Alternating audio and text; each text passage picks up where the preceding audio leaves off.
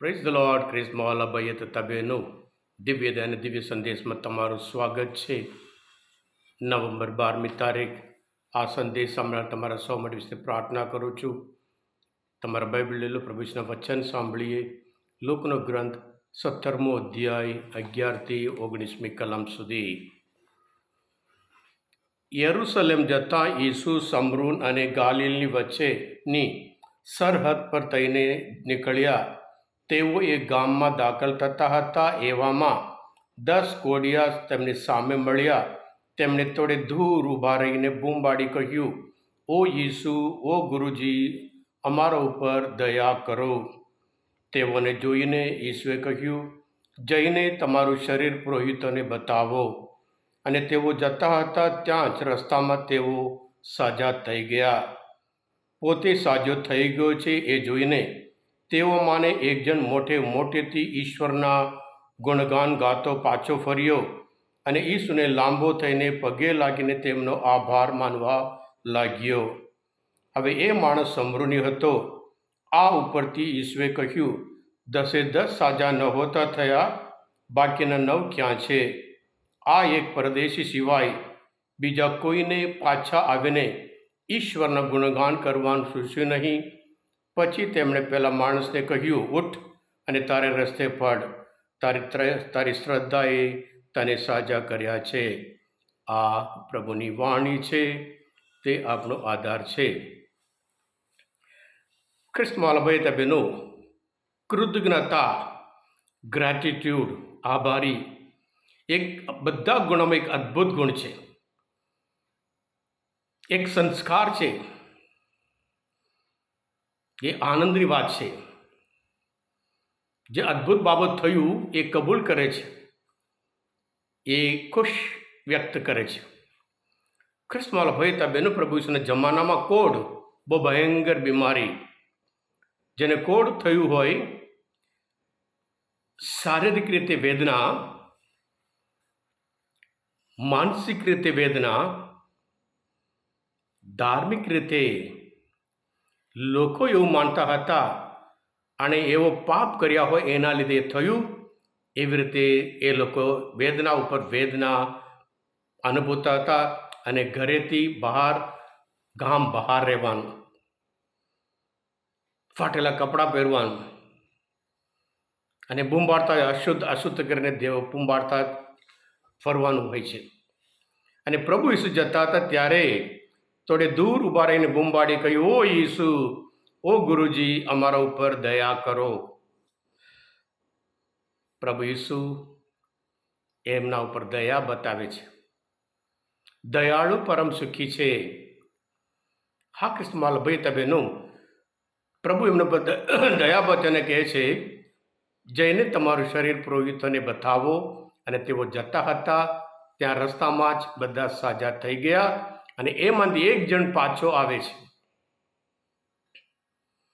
ક્રિસ્મા ભાઈ બહેનો, આ દિવ્ય ધામમાં ઘણા બધા લોકો જાત જાતની પ્રાર્થના, જાત જાતની વિનંતી, જાત જાતના અર્થ, જાત જાતના પ્રેયર રિક્વેસ્ટ હોય.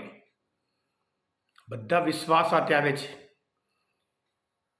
પ્રભુ પોતે યોહાનના ગ્રંથમાં 11મો અધ્યાય 40મી કલમમાં કહે છે, જો તું વિશ્વાસ રાખીશ, ઈશ્વરનો મહિમા જોવા પામીશ. ઘણા બધા લોકો અહીંયા આભાર માનવા માટે આવે છે. માત્ર આશીષ યાચવા માટે નહીં, આભાર માનવા માટે પણ આવે છે. પોતાની રીતે જે એ સંસ્કાર વ્યક્ત કરે છે. એ વિઝા માટે હોય, બાળક વગરના હોય. ઘણા બધાને બાળક થયું છે અને શારીરિક બીમારીમાંથી મુક્ત થયા છે, ઘરમાં શાંતિ થયા છે અને એવી રીતે અલગ અલગ આશીર્વાદ મળ્યા હોય. તેઓ બધા આ દિવ્ય ધામમાં આવીને આભાર માને છે. હા ક્રિસ્મા ભાઈ બહેનો, આ 10 સાજા થયા. બીજા 9 એ યહૂદી લોકો છે. યહૂદી લોકો માટે નિયમ બહુ મહત્વનો છે. નિયમ શું છે? કોઢમાંથી તેઓ સાજા થઈ ગયા, હવે પુરોહિતોને બતાવવાનું, નિયમનું પાલન. પણ આ સમરૂની નિયમ નહીં, પણ ઈશ્વરનો આભાર માનવા માટે પાછા આવે છે.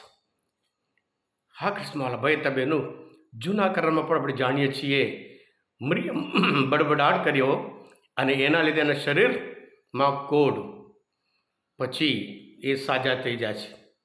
એવી રીતે પૈગંબર એલિસાના જે સેવક હતો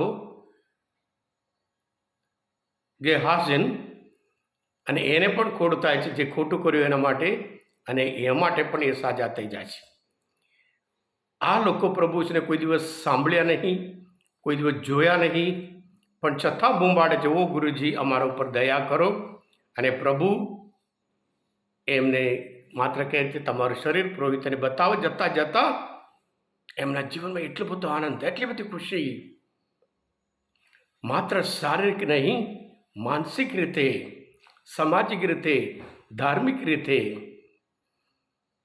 ક્રિસ્મસ ભાઈ તમે એનો આભાર માન. પ્રભુ ઈસુ તો હંમેશા એ જ્યારે ચમત્કાર, જે 5 રોટલા મચેલીને ઈશ્વર આભાર માને છે, અને ત્યાર પછી ત્યાં ચમત્કાર થાય છે. એવી જ રીતે જ્યારે લાઝરુસ મરી ગયો, જરૂર વાંચો યોહાના ગ્રંથમાં 11 અધ્યાય 41મી કલમમાં. ત્યારે પ્રભુ પછી, હે પ્રભુ, હું તારો આભાર માનું છું કે તે મારી પ્રાર્થના સાંભળી છે. હજુ તો લાશ તો અંદર છે, પણ પ્રભુ આભાર માને છે. લાઝરસ બહાર આવ. એ બહાર આવ્યો. મરી ગયેલો માણસ જીવતો થયો. પ્રભુ ઈસુ આપણા દરેકના જીવનમાં પણ દરરોજ અદ્ભુત અદ્ભુત કાર્ય કરે છે. પણ ઘણી વખત આપણે ભૂલી જઈએ છીએ. આપણા મગજમાં ઘણી વખત જે નેગેટિવિટી છે, જે નહીં મળી હોય એ વધારે યાદ કરીએ છીએ, જે મળ્યું હોય એ ભૂલી જઈએ છીએ.